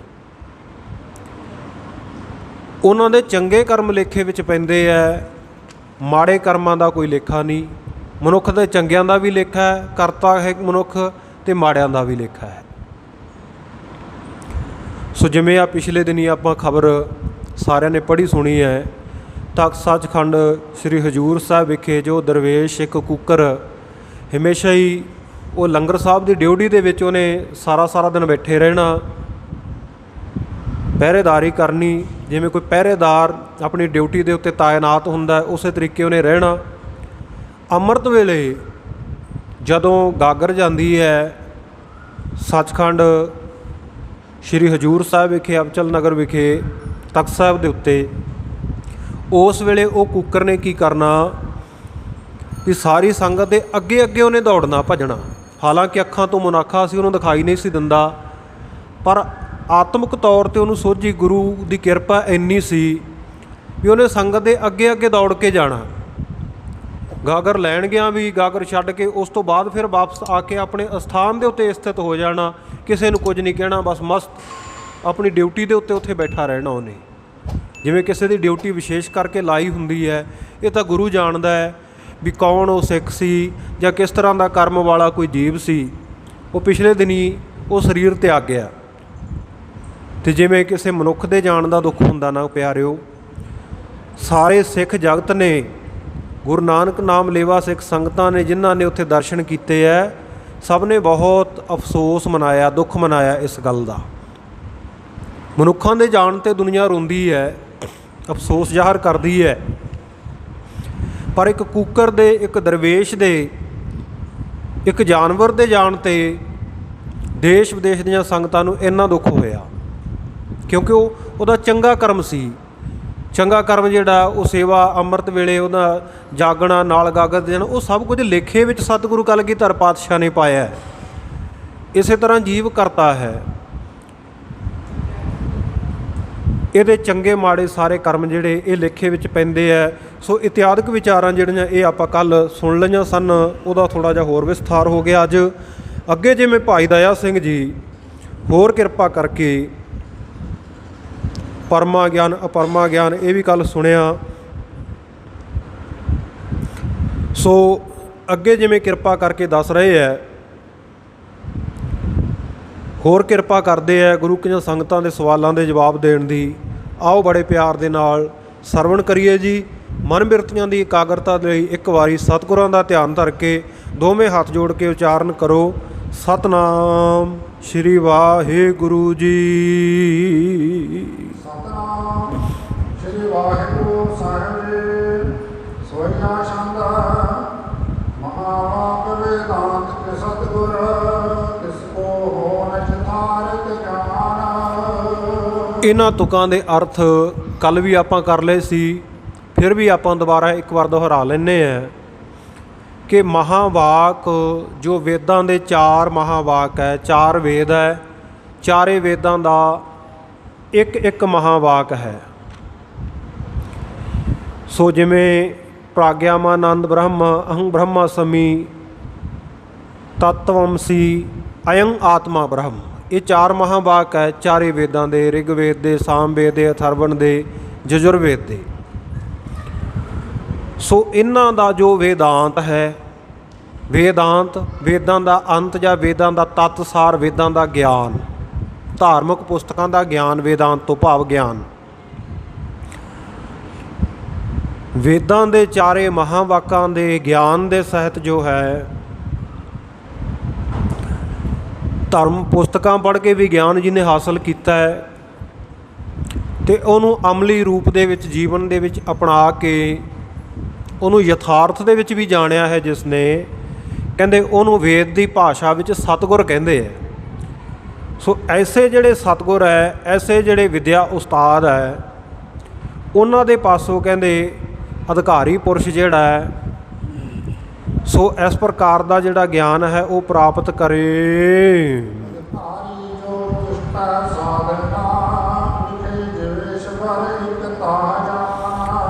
ਫਿਰ ਦੱਸਦੇ ਆ 4 ਅਨੁਬੰਧ ਦੱਸਦੇ ਆ। ਅਨੁਬੰਧ ਕਹਿੰਦੇ ਆ ਸੰਬੰਧ ਨੂੰ, ਤਾਲੁਕਾਤ ਨੂੰ। ਕਿਸੇ ਜਿਵੇਂ ਪੁਸਤਕ ਦਾ ਕੋਈ ਵਿਸ਼ਾ ਵਸਤੂ ਹੁੰਦਾ, ਕੋਈ ਇੱਕ ਸਬਜੈਕਟ ਹੁੰਦਾ ਹੈ ਜਿਹਨੂੰ ਉਰਦੂ ਵਾਲੇ ਮਜ਼ਮੂਨ ਵੀ ਕਹਿੰਦੇ ਆ। ਸੋ ਸੰਬੰਧ ਜਾਂ ਅਨੁਬੰਧ ਕੀ ਹੈ, ਉਹਦੇ ਵਿੱਚ 4 ਪ੍ਰਕਾਰ ਦੇ ਦੱਸੇ ਹੈ। ਸੋ ਇਹ ਜਿਹੜੇ 4 ਪ੍ਰਕਾਰ ਦੇ ਅਨੁਬੰਧ ਹੈ ਉਹਨਾਂ ਦਾ ਨਿਰਣਾ ਕਰਦੇ ਹੋਏ ਭਾਈ ਦਇਆ ਸਿੰਘ ਜੀ ਸਭ ਤੋਂ ਪਹਿਲਾਂ ਦੱਸਦੇ ਆ ਕਿ ਅਧਿਕਾਰੀ ਕੌਣ ਹੈ। ਕਹਿੰਦੇ ਚਤੁਸ਼ਟੈ ਸਾਧਨ ਵਿਖੈ ਜੀਵੇਸ਼ਰ ਇਕਤਾ ਜਾਨ। ਜਿਹੜਾ 4 ਸਾਧਨਾ ਸੰਪੰਨ ਹੋਵੇ, 4 ਸਾਧਨ ਜੋ ਗਿਆਨ ਦੇ ਦੱਸੇ ਹੈ, ਵੈਰਾਗ, ਵਿਵੇਕ, ਇਸੇ ਪ੍ਰਕਾਰ ਖਟ ਸੰਮਤੀ ਤੇ ਮੋਖ ਇੱਛਾ, ਇਹ 4 ਪ੍ਰਕਾਰ ਦੇ ਸਾਧਨ ਦੱਸੇ ਹੈ। ਸਭ ਤੋਂ ਪਹਿਲਾਂ ਤਾਂ ਹੈ ਸਾਧਨਾਂ ਦੇ ਵਿੱਚੋਂ ਵੈਰਾਗ। ਸਾਧਨ 4 ਕਹੈ ਗੁਰਨ, ਪ੍ਰਥਮੈ ਏਕ ਵੈਰਾਗ, ਪੁਨ ਵਿਵੇਕ ਸਮਦਮ ਅਵਰ, ਸੁਨ ਮੁਮੁਖਿਓ ਵਡ ਭਾਗ। ਇਹ ਧਰਮ ਸ਼ਾਸਤਰ ਅਧਿਆਤਮ ਪ੍ਰਕਾਸ਼ ਦੇ ਵਿੱਚ ਇਹ ਬਚਨ ਆਉਂਦੇ ਹੈ। 4 ਪ੍ਰਕਾਰ ਦੇ ਸਾਧਨ ਜਿਹੜੇ ਹੈ ਉਹ ਗਿਆਨ ਦੀ ਪ੍ਰਾਪਤੀ ਦੇ ਹੈ। ਸਭ ਤੋਂ ਪਹਿਲਾਂ ਤਾਂ ਹੈ ਵੈਰਾਗ। ਕਹਿੰਦੇ ਬ੍ਰਹਮ ਲੋਕ, ਇੰਦਰ ਲੋਕ ਆਦਿਕ ਤੋਂ ਲੈ ਕੇ ਜਿੰਨੇ ਦੇਹ ਧਾਰਨੀਆਂ ਦੇ ਭੋਗ ਪਦਾਰਥ ਹੈ ਸਾਰੇ ਲੋਕਾਂ ਦੇ ਵਿੱਚ, ਉਹਨਾਂ ਨੂੰ ਕਾਂ ਦੀ ਵਿੱਠ ਦੇ ਸਮਾਨ ਜਾਣਨਾ, ਉਹਨੂੰ ਕਹਿੰਦੇ ਬੀਤ ਰਾਗ ਜਾਂ ਵੈਰਾਗਵਾਨ ਦੀ ਅਵਸਥਾ ਕਿਹਾ ਜਾਂਦਾ ਹੈ। ਧਰਮ ਗ੍ਰੰਥ ਦਾ ਐਸਾ ਵਚਨ ਹੈ, ਬ੍ਰਹਮਾ ਇੰਦਰ ਆਦ ਲਓ, ਹੋਤ ਦੇਹ ਧਰ ਭੋਗ, ਕਾਕ ਬਿਸ਼ਟ ਸਮ ਜੇ ਗਨੈ, ਬੀਤ ਰਾਗ ਤੇ ਲੋਕ। ਉਹਨਾਂ ਨੂੰ ਕਾਂ ਦੀ ਬਿੱਠ ਸਮਾਨ ਐਵੇਂ ਬੇਕਾਰ ਜਾਣੇ, ਉਹਨੂੰ ਕਹਿੰਦੇ ਵੈਰਾਗਵਾਨ ਕਿਹਾ ਜਾਂਦਾ ਹੈ, ਬੀਤ ਰਾਗ ਕਿਹਾ ਜਾਂਦਾ ਹੈ, ਜਾਂ ਸੰਨਿਆਸੀ ਕਹਿ ਲਓ। ਸੰਨਿਆਸ ਦਾ ਮਤਲਬ ਹੈ ਜਿੱਥੇ ਆਸਾਂ ਸਾਰੀਆਂ ਸੁੰਨ ਹੋ ਜਾਣ, ਸੁੰਨਿਆਸ, ਸੰਨਿਆਸ, ਉਹ ਕਹਿੰਦੇ ਵੈਰਾਗ ਹੈ। ਇਸੇ ਪ੍ਰਕਾਰ ਦੂਸਰਾ ਕਿਆ ਹੈ, ਵਿਵੇਕ। ਵਿਵੇਕ ਨਾਮ ਹੈ ਗਿਆਨ ਦਾ, ਵਿਚਾਰਨਾ ਹਰ ਇੱਕ ਵਸਤੂ ਨੂੰ, ਇਹ ਠੀਕ ਹੈ ਜਾਂ ਗਲਤ ਹੈ। ਇਹ ਜਾਣ ਲੈਣਾ ਕਿ ਇਹ ਜਿਹੜਾ ਦੇਹੀ ਦਾ ਪ੍ਰਪੰਚ ਹੈ, ਇਹ ਸੰਸਾਰ ਹੈ, ਇਹ ਅਨਿੱਤ ਹੈ, ਨਿੱਤ ਨਹੀਂ, ਇਸ ਦੀ ਵੀ ਰਹਿਣ ਵਾਲਾ ਨਹੀਂ ਹੈ। ਔਰ ਆਤਮਾ ਨੂੰ ਨਿੱਤ ਜਾਣਨਾ ਕਿ ਆਤਮਾ ਸਦੀਵ ਰਹਿਣ ਵਾਲਾ ਹੈ, ਇਹ ਪਰਮਾਤਮਾ ਦਾ ਸਰੂਪ ਹੈ। ਸੋ ਇਹਦੇ ਸਾਰ ਅਸਾਰ ਨੂੰ ਜਾਣ ਲੈਣਾ, ਚੰਗੇ ਮਾੜੇ ਨੂੰ ਜਾਣ ਲੈਣਾ, ਇਹਨੂੰ ਵਿਵੇਕ ਕਿਹਾ ਜਾਂਦਾ ਹੈ। ਦੇਹ ਪ੍ਰਪੰਚ ਅਨਿੱਤ ਹੈ, ਆਤਮ ਨਿੱਤ ਬਖਾਨ, ਸਾਰ ਅਸਾਰੈ ਜਾਣਬੋ, ਯਹ ਵਿਵੇਕ ਪਹਿਚਾਨ। ਇਹਨੂੰ ਵਿਵੇਕ ਕਿਹਾ ਜਾਂਦਾ ਹੈ। ਤੇ ਇਸੇ ਪ੍ਰਕਾਰ ਖਟ ਸੰਮਤੀ ਸਮਦਮ, ਸਮ ਨਾਮ ਹੈ ਇੰਦਰੀਆਂ ਨੂੰ ਜੋ ਵਿਸ਼ੇ ਵਿਕਾਰਾਂ ਵੱਲੋਂ ਰੋਕਣਾ ਅੰਤਰੀਵ ਤੌਰ 'ਤੇ, ਤੇ ਦਮ ਇੰਦਰੀਆਂ ਨੂੰ ਰੋਕਣਾ ਬਾਹਰੋਂ। ਔਰ 6 ਪ੍ਰਕਾਰ ਦੀ ਜਿਹੜੀ ਇਹ ਸੰਪਤੀ ਹੈ, ਖਟ ਸੰਪਤੀ, ਇਹਨੂੰ ਕਿਹਾ ਜਾਂਦਾ ਹੈ। ਇਹਦੇ ਵਿੱਚ ਕੀ ਆਉਂਦਾ ਹੈ, ਸਮਦਮ ਸਰਦਾ ਤੀਸਰੀ, ਸਮਾਧਾਨ ਉਪਰਾਮ, ਖਟੀ ਤਿਤਿਕਸ਼ਾ ਜਾਣੀ ਹੈ, ਭਿੰਨ ਭਿੰਨ ਯਹ ਨਾਮ। ਇਹ 6 ਚੀਜ਼ਾਂ ਇਹਦੇ ਵਿੱਚ ਆਉਂਦੀਆਂ। ਇਹ 6 ਚੀਜ਼ਾਂ ਕਿਹੜੀਆਂ? ਸਮਦਮ ਕੀ ਹੈ, ਵਾਸ਼ਨਾਵਾਂ ਦਾ ਤਿਆਗ ਕਰ ਦੇਣਾ, ਇਹਨੂੰ ਸਮ ਕਹਿੰਦੇ ਆ। ਔਰ ਬਾਹਰੀ ਬਿਰਤੀਆਂ ਨੂੰ, ਇੰਦਰੀਆਂ ਨੂੰ ਰੋਕ ਲੈਣਾ, ਨਿਗ੍ਰਹਿ ਕਰ ਲੈਣਾ, ਇਹਨੂੰ ਦਮ ਕਿਹਾ ਜਾਂਦਾ ਹੈ। ਔਰ ਵਿਸ਼ਿਆਂ ਦੇ ਵਿੱਚ ਦੋਸ਼ ਜਾਣ ਕੇ ਉਹ ਤੋਂ ਪਾਸੇ ਹਟ ਜਾਣਾ, ਇਹਨੂੰ ਉਪਰਾਮਤਾ ਕਿਹਾ ਜਾਂਦਾ ਹੈ, ਤਿਤਿਕਸ਼ਾ ਕਿਹਾ ਜਾਂਦਾ ਹੈ। ਔਰ ਦੁੱਖ ਸੁੱਖ ਨੂੰ ਸਮਾਨ ਜਾਣਾ, ਇਹ ਤਿਤਿਕਸ਼ਾ ਹੈ। ਔਰ ਇਸੇ ਤਰ੍ਹਾਂ ਵੇਦਾਂ, ਸ਼ਾਸਤਰਾਂ, ਧਾਰਮਿਕ ਪੁਸਤਕਾਂ ਦੀ, ਮਹਾਂਪੁਰਖਾਂ ਦੀ ਆਗਿਆ ਨੂੰ ਹਿਰਦੇ ਦੇ ਵਿੱਚ ਸ਼ਰਧਾ ਦੇ ਨਾਲ ਮੰਨ ਲੈਣਾ, ਇਹਨੂੰ ਸ਼ਰਧਾ ਕਿਹਾ ਜਾਂਦਾ ਹੈ। ਸਮਦਮ ਸਰਦਾ ਤੀਸਰੀ, ਸਮਾਧਾਨ ਉਪਰਾਮ, ਛਟੀ ਤਿਤਿਕਸ਼ਾ ਜਾਣੀ ਹੈ, ਭਿੰਨ ਭਿੰਨ ਯਹ ਨਾਮ। ਸੋ ਇਹ ਖਟ ਸੰਪਤੀ ਦੇ ਸਮਾਨ ਹੋਣਾ। ਔਰ ਚੌਥਾ ਮੋਕਸ਼ ਇੱਛਾ, ਮੁਕਤੀ ਦੀ ਇੱਛਾ ਮਨ ਦੇ ਵਿੱਚ ਹੋਣੀ। ਇਹ ਜਦੋਂ 4 ਸਾਧਨ ਹੋਣਗੇ ਨਾ, ਉਸ ਵੇਲੇ ਗਿਆਨ ਦੀ ਪ੍ਰਾਪਤੀ ਹੁੰਦੀ ਹੈ। ਜਨਮ ਮਰਨ ਸੰਸਾਰ ਤੇ ਕੈਸੇ ਛੁੱਟਿਆ ਮਿੱਤ, ਵਹਿ ਮੋਕਸ਼ ਬਖਾਣੀਏ, ਯਹੀ ਵਿਚਾਰੇ ਚਿੱਤ। ਇਹ ਸੰਸਾਰ ਦੇ ਵਿੱਚ ਜਨਮ ਮਰਨ ਜੋ ਹੁੰਦਾ ਹੈ, ਇਹ ਤੋਂ ਛੁਟਕਾਰਾ ਕਿਵੇਂ ਹੋਵੇ, ਇਹਨੂੰ, ਇਸ ਇੱਛਾ ਨੂੰ ਮੁਮੁਕਸ਼ਾ ਕਿਹਾ ਜਾਂਦਾ ਹੈ, ਮੁਕਤੀ ਦੀ ਇੱਛਾ ਆਖਿਆ ਜਾਂਦਾ ਹੈ। ਸੋ ਕਹਿੰਦੇ ਅਧਿਕਾਰੀ ਹੈ ਜਿਹੜਾ, ਉਹ ਚਤੁਸ਼ਟੈ ਸਾਧਨ ਵਿਖੇ ਜੀਵੇਸ਼ਰ ਇਕਤਾ ਜਾਨ। ਚਾਰ ਸਾਧਨਾਂ ਦੇ ਸਹਿਤ ਹੋਵੇ, ਵੈਰਾਗ, ਵਿਵੇਕ, ਖਟ ਸੰਪਤੀ ਤੇ ਮੋਕਸ਼ ਇੱਛਾ ਦੇ ਸਹਿਤ, ਔਰ ਜੀਵੇਸ਼ਰ ਇਕਤਾ ਜਾਨ, ਜੀਵ ਦੀ ਅਤੇ ਈਸ਼ਵਰ ਦੀ ਜੋ ਏਕਤਾ ਨੂੰ ਜਾਣਨ ਵਾਲਾ ਹੋਵੇ। ਬੋਧ ਬ੍ਰਹਮ ਬੋਧ ਵਿਦਾਤਾ, ਸੋਏ ਸਬੰਧ ਨੀਤੇ ਪਹਿਚਾਨ। ਫਿਰ ਕਹਿੰਦੇ ਜੋ ਬ੍ਰਹਮ ਦਾ ਬੋਧ ਹੈ, ਬ੍ਰਹਮ ਦਾ ਗਿਆਨ ਹੈ, ਔਰ ਇਸੇ ਪ੍ਰਕਾਰ ਬੋਧਕ ਵੇਦਾਂਤ, ਇਸ ਗਿਆਨ ਦਾ ਜਿਹੜਾ ਬੋਧਕ ਹੈ, ਬੋਧ ਅਤੇ ਬੋਧਕ ਦੋ ਸ਼ਬਦ ਹੈ। ਬੋਧ ਜਿਸ ਵਸਤੂ ਬਾਰੇ ਆਪਾਂ ਜਾਣ ਰਹੇ ਹਾਂ, ਜਿਸ ਵਸਤੂ ਦਾ ਜਾਣਨਾ, ਉਹ ਬੋਧ ਹੈ, ਔਰ ਉਸ ਨੂੰ ਜਣਾਉਣ ਵਾਲਾ, ਉਸ ਨੂੰ ਸਮਝਾਉਣ ਵਾਲਾ, ਦੱਸਣ ਵਾਲਾ, ਉਹ ਬੋਧਕ ਹੈ। ਪ੍ਰਤਿਪਾਦ ਤੇ ਪ੍ਰਤਿਪਾਦਕ ਜਿਹਨੂੰ ਆਪਾਂ ਕਹਿੰਦੇ ਹਾਂ। ਸੋ ਬੋਧ ਬ੍ਰਹਮ ਬੋਧਕ ਵੇਦਾਂਤ, ਸੋਹੇ ਸੰਬੰਧ ਨੀਕੇ ਪਹਿਚਾਨ। ਕਹਿੰਦੇ ਬੋਧ ਦਾ, ਬ੍ਰਹਮ ਦੇ ਬੋਧ ਦਾ ਤੇ ਬੋਧਕ ਦਾ ਜੋ ਗਿਆਨ ਦੇਣ ਵਾਲਾ ਹੈ, ਸੋ ਇਹਨਾਂ ਦਾ ਜਿਹੜਾ ਸੰਬੰਧ ਹੈ, ਇਹਨੂੰ ਭਲੀ ਪ੍ਰਕਾਰ ਕਰਕੇ ਪਹਿਚਾਣ ਲਵੋ। ਦੁੱਖ ਨਿਮਿਤ ਪਰਮਾਨੰਦ ਪ੍ਰਾਪਤਾ, ਇਹ ਪ੍ਰਯੋਜਨ ਕੈ ਬਖਾਨ। ਦੁੱਖਾਂ ਤੋਂ ਨਿਵਰਤੀ ਕਰਕੇ ਪਰਮ ਆਨੰਦ ਦੀ ਪ੍ਰਾਪਤੀ ਹੋਵੇ, ਇਹ ਜਿਸ ਦਾ ਮਕਸਦ ਹੋਵੇ, ਪ੍ਰਯੋਜਨ ਹੋਵੇ, ਕਹਿੰਦੇ ਇਹਨੂੰ ਪ੍ਰਯੋਜਨ ਕਿਹਾ ਜਾਂਦਾ ਹੈ। ਪਹਿਲਾਂ ਆ ਗਿਆ ਅਧਿਕਾਰੀ, ਫਿਰ ਆ ਗਿਆ ਸੰਬੰਧ, ਹੁਣ ਆ ਗਿਆ ਪ੍ਰਯੋਜਨ। ਦੁੱਖਾਂ ਤੋਂ ਨਿਵਰਤੀ ਕਿਵੇਂ ਹੋਵੇ, ਪਰਮ ਆਨੰਦ ਦੀ ਪ੍ਰਾਪਤੀ ਕਿਵੇਂ ਹੋਵੇ, ਇਹਨੂੰ ਪ੍ਰਯੋਜਨ, ਆਮ ਆਪਾਂ ਪ੍ਰਯੋਜਨ ਨੂੰ ਹੋਰ ਲਫ਼ਜ਼ਾਂ ਵਿੱਚ ਲੈਂਦੇ ਹਾਂ, ਪਰ ਇਹ ਵੇਦਾਂਤੀ ਇਸ ਪ੍ਰਕਾਰ ਇਹਦਾ ਅਰਥ ਕਰਦੇ ਹੈ। ਆਮ ਤਾਂ ਆਪਾਂ ਕਹਿੰਦੇ ਵੀ ਦੁਨੀਆ ਇਹ ਪ੍ਰਯੋਜਨ ਨਾਲ ਜੁੜੀ ਹੋਈ ਹੈ, ਮਤਲਬ ਨਾਲ ਜੁੜੀ ਹੈ। ਫਲਾਣੇ ਬੰਦੇ ਦਾ ਕੋਈ ਪ੍ਰਯੋਜਨ ਹੋਣਾ ਸਾਡੇ ਕੋਲ ਆਉਣ ਦਾ, ਤਾਂ ਉਹ ਆਇਆ, ਜਾਂ ਜਦੋਂ ਉਹਦਾ ਮਤਲਬ ਨਿਕਲ ਗਿਆ, ਪ੍ਰਯੋਜਨ ਸਿੱਧ ਹੋ ਗਿਆ, ਅਤੇ ਉਹ ਸਾਡੇ ਤੋਂ ਦੂਰ ਚਲਿਆ ਗਿਆ। ਉੱਥੇ ਹੋਰ ਅਰਥਾਂ ਵਿੱਚ ਹੈ, ਪਰ ਇੱਥੇ ਦੁੱਖਾਂ ਦੀ ਨਿਵਰਤੀ ਕਰ ਲੈਣੀ, ਪਰਮ ਆਨੰਦ ਦੀ ਪ੍ਰਾਪਤੀ ਕਰ ਲੈਣੀ, ਇਸ ਕਾਰਜ ਦੇ ਵਿੱਚ ਜੋ ਲੱਗਣਾ ਹੈ, ਇਸ ਮਕਸਦ ਵਾਸਤੇ ਤੁਰਨਾ ਹੈ, ਇਹਨੂੰ ਕਹਿੰਦੇ ਪ੍ਰਯੋਜਨ ਕਿਹਾ ਜਾਂਦਾ ਹੈ।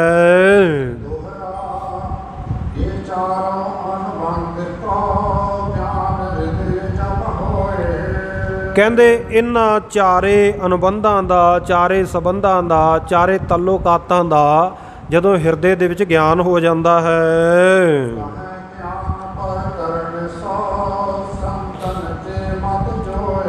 ਕਹਿੰਦੇ ਇਹ ਸੰਤਾਂ ਦਾ ਮਤ ਹੈ, ਜਾਂ ਸੰਤਾਂ ਦੀ ਬੁੱਧੀ ਇਹ ਕਹਿੰਦੀ ਹੈ ਕਿ ਉਸ ਵੇਲੇ ਜਿਹੜਾ ਸਤਿਗੁਰ ਹੈ, ਬ੍ਰਹਮ ਨਿਸ਼ਠਾ ਹੈ, ਬ੍ਰਹਮ ਦੇ ਉੱਤੇ ਜਿਹਨੂੰ ਨਿਸ਼ਚਾ ਹੈ, ਔਰ ਬ੍ਰਹਮ ਸਰੋਤਰੀ ਹੈ, ਜਿਹਨੇ ਬ੍ਰਹਮ ਦੇ ਬਾਰੇ ਸੁਣਿਆ ਹੋਇਆ, ਮੰਨਿਆ ਹੋਇਆ, ਨਿਧਿਆਸਨ ਕੀਤਾ ਹੋਇਆ, ਜ਼ਿੰਦਗੀ ਵਿੱਚ ਅਪਣਾਇਆ ਹੋਇਆ ਹੈ, ਐਸਾ ਸਤਿਗੁਰੂ ਕਹਿੰਦੇ ਉਸ ਵੇਲੇ ਇਹ ਗਿਆਨ ਦਾ ਜਿਹੜਾ ਇਹ ਪ੍ਰਕਰਨ ਦੇ ਸਹਿਤ, ਸੋ ਸੰਬੰਧ ਦੇ ਸਹਿਤ, ਵਿਸ਼ੇ ਦੇ ਵਿਸ਼ੇ ਵਸਤੂ ਦੇ ਸਹਿਤ, ਮਜਬੂਨ ਸਿਲੇਬਸ ਦੇ ਸਹਿਤ ਕਹਿੰਦੇ ਉਸ ਵੇਲੇ ਗਿਆਨ ਨੂੰ ਸਮਝਾਵੇ।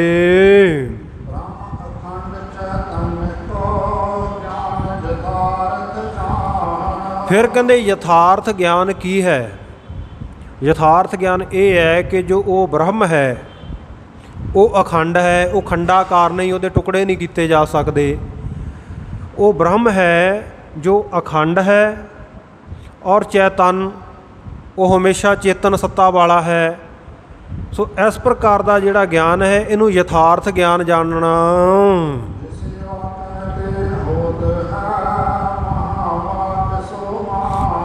ਕਹਿੰਦੇ ਜਿਨ੍ਹਾਂ ਵਾਕਾਂ ਦੇ ਨਾਲ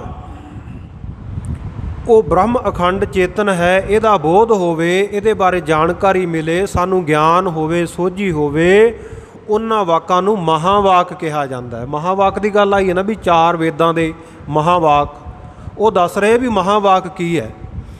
ਕਹਿੰਦੇ ਮਹਾਵਾਕ ਇਹ ਹੈ ਵੀ ਜਿਨ੍ਹਾਂ ਵਾਕਾਂ ਦੇ ਨਾਲ, ਕਿਉਂਕਿ ਹਰੇਕ ਵਾਕ ਮਹਾਵਾਕ ਨਹੀਂ ਹੋ ਸਕਦਾ।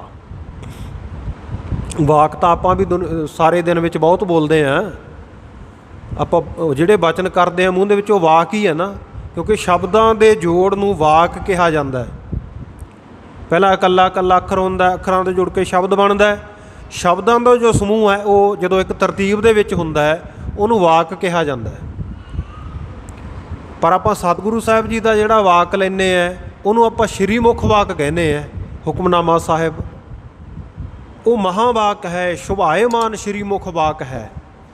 ਕਿਉਂਕਿ ਉਹਦੇ ਵਿੱਚ ਬ੍ਰਹਮ ਦੇ ਲਿਖਾ ਦੇਣ ਦੀ, ਜਣਾ ਦੇਣ ਦੀ, ਸੋਝੀ ਦੇਣ ਦੀ क्षमता ਹੈ, ਸਮਰੱਥਾ ਹੈ, ਉਹ ਮਹਾਵਾਕ ਹੈ। ਸੋ ਕਹਿੰਦੇ ਭਾਈ ਜਿਹੜੇ ਵਾਕਾਂ ਦੇ ਨਾਲ, ਜਿਹੜੇ ਸ਼ਬਦਾਂ ਦੇ ਨਾਲ ਬ੍ਰਹਮ ਦਾ ਬੋਧ ਹੋਵੇ ਕਿ ਉਹ ਬ੍ਰਹਮ ਚੇਤਨ ਹੈ, ਅਖੰਡ ਹੈ, ਐਸੇ ਵਾਕਾਂ ਨੂੰ, ਐਸੇ ਯਥਾਰਥ ਵਾਕਾਂ ਨੂੰ ਕਹਿੰਦੇ ਮਹਾਵਾਕ ਮੰਨ ਲਵੋ।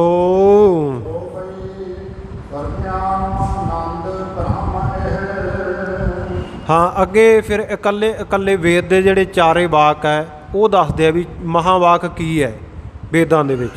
ਪਹਿਲਾ ਸਭ ਤੋਂ ਹੈ ਪ੍ਰਗਿਆਮਾਨੰਦ ਬ੍ਰਹਮ। ਪ੍ਰਗਿਆਨਾਮਾਨੰਦ ਬ੍ਰਹਮ ਕੀ ਹੈ? ਜੋ ਪ੍ਰਗਿਆ ਨਾਮ ਹੈ ਬੁੱਧੀ ਦਾ, ਜੋ ਸਾਡੀ ਬੁੱਧੀ ਹੈ, ਇਹਦੇ ਵਿੱਚ ਜੋ ਆਨੰਦ ਸਰੂਪ ਬ੍ਰਹਮ ਦਾ ਆਭਾਸ ਹੋਣਾ, ਭਾਵ ਜੋ ਬੁੱਧੀ ਹੈ, ਆਤਮਾ ਹੈ, ਸਾਡੀ ਆਤਮਾ ਹੀ ਬ੍ਰਹਮ ਹੈ। ਇਹਨੂੰ ਸਿੱਧਾ ਇਹ ਜਾਣ ਲਓ ਵੀ ਆਤਮਾ ਹੀ ਬ੍ਰਹਮ ਹੈ। ਇਹ ਮਹਾਵਾਕ ਰਿਗ ਵੇਦ ਦੇ ਵਿੱਚ ਕਿਹਾ ਗਿਆ ਹੈ।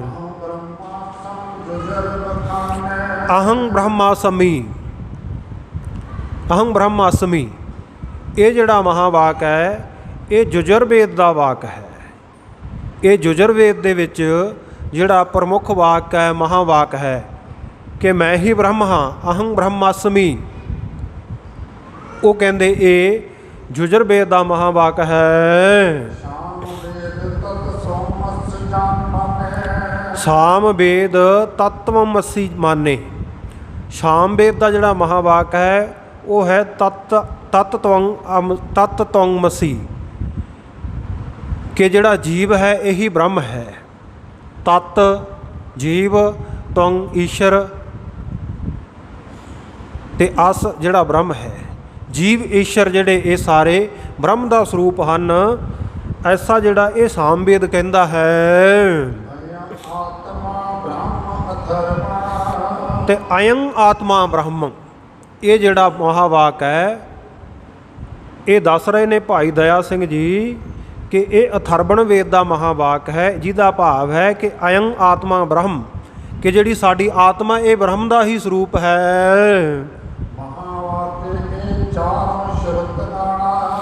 ਸੋ ਇਹ ਜਿਹੜੇ ਚਾਰੇ ਮਹਾਵਾਕ ਹਨ, ਇਹਨਾਂ ਚਾਰਾਂ ਦੇ ਸਮੁਦਾਇ ਨੂੰ, ਇਹਨਾਂ ਚਾਰਾਂ ਨੂੰ ਸੁਣ ਲੈਣਾ। ਤੇ ਕਹਿੰਦੇ ਇਹ ਚਾਰੇ ਦੇ ਚਾਰੇ ਮਹਾਵਾਕ ਆ ਨਾ ਜਿਹੜੇ, ਇਹ ਸਤਿਗੁਰੂ ਨਾਨਕ ਦੇਵ ਮਹਾਰਾਜ ਸੱਚੇ ਪਾਤਸ਼ਾਹ ਜੀ ਨੇ ਜਪਜੀ ਸਾਹਿਬ ਦੇ ਪਾਠ ਦੇ ਵਿੱਚ ਵੀ ਲਿਖੇ ਹੈ। ਹੁਣ ਆਪਾਂ ਨੂੰ ਤਾਂ ਜਪਜੀ ਪੜ੍ਹਦਿਆਂ ਨੂੰ ਉਮਰਾਂ ਹੀ ਲੰਘ ਗਈਆਂ, ਜਿਹੜੇ ਨਹੀਂ ਪੜ੍ਹਦੇ ਉਹ ਸੁਣਦੇ ਆ। ਗੁਰਦੁਆਰਾ ਸਾਹਿਬ ਦੇ ਸਪੀਕਰ ਇਸੇ ਵਾਸਤੇ ਹੀ ਲਾਏ ਆ ਨਾ ਵੀ ਦੂਰ ਤੱਕ ਗੁਰਬਾਣੀ ਦੀ ਆਵਾਜ਼ ਜਾਵੇ, ਜਪਜੀ ਸੁਣੇ, ਰਹਿ ਰਾਸ ਸੁਣੇ, ਪੰਜ ਬਾਣੀਆਂ ਦਾ ਨਿਤਨੇਮ, ਕੀਰਤਨ, ਕਥਾ ਸੁਣੇ। ਦੂਰ ਤੱਕ ਬੈਠਿਆਂ ਨੂੰ ਨਹੀਂ ਵੀ ਆ ਜਾ ਹੁੰਦਾ, ਕੋਈ ਕੰਮਾਂ ਵਿੱਚ ਪ੍ਰਵਿਰਤ ਹੈ, ਅਤੇ ਉੱਥੋਂ ਤੱਕ ਆਵਾਜ਼ ਪਹੁੰਚੇ, ਇਸ ਕਰਕੇ ਸਪੀਕਰ ਲਾਏ ਹੈ। ਪਰ ਗੁਰਦੁਆਰਿਆਂ ਵਿੱਚ ਆ ਧੂ ਲੱਗਿਆਂ ਨੂੰ, ਸਪੀਕਰ ਲੱਗਿਆਂ ਨੂੰ ਵਰ੍ਹਿਆਂ ਬੱਧੀ, ਦਹਾਕਿਆਂ ਬੱਧੀ ਸਮਾਂ ਬੀਤ ਗਿਆ। ਸਾਨੂੰ ਜਪਜੀ ਸਾਹਿਬ ਪੜ੍ਹਦਿਆਂ ਨੂੰ ਪਤਾ ਨਹੀਂ ਕਿੰਨੀਆਂ ਉਮਰਾਂ ਲੰਘ ਗਈਆਂ, ਪਰ ਅੱਜ ਤੱਕ ਸਾਨੂੰ ਨਹੀਂ ਪਤਾ ਲੱਗਿਆ ਵੀ ਇਹ ਜਿਹੜੇ ਚਾਰ ਮਹਾਵਾਕ ਹੈ ਇਹ ਜਪਜੀ ਸਾਹਿਬ ਵਿੱਚ ਵੀ ਗੁਰੂ ਨਾਨਕ ਦੇਵ ਮਹਾਰਾਜ ਸੱਚੇ ਪਾਤਸ਼ਾਹ ਨੇ ਆਖੇ ਹੈ। ਉਹ ਕਿਵੇਂ ਆਖੇ ਹੈ? ਅੱਗੇ ਕਵੀ ਜੀ ਦੱਸਦੇ ਆ ਵੀ ਇਹ ਚਾਰੋਂ ਹੀ ਜਪਜੀ ਵਿਖੇ, ਇਹ ਚਾਰੇ ਮਹਾਵਾਕ ਜਪਜੀ ਸਾਹਿਬ ਵਿਖੇ ਆਏ ਹਨ। ਔਰ ਸਤਿਗੁਰੂ ਨਾਨਕ ਦੇਵ ਮਹਾਰਾਜ ਸੱਚੇ ਪਾਤਸ਼ਾਹ ਜੀ ਨੇ ਕਿਰਪਾ ਕਰਦਿਆਂ ਹੋਇਆਂ ਆਪ ਕਹਿ ਕੇ ਲਿਖੇ ਹਨ।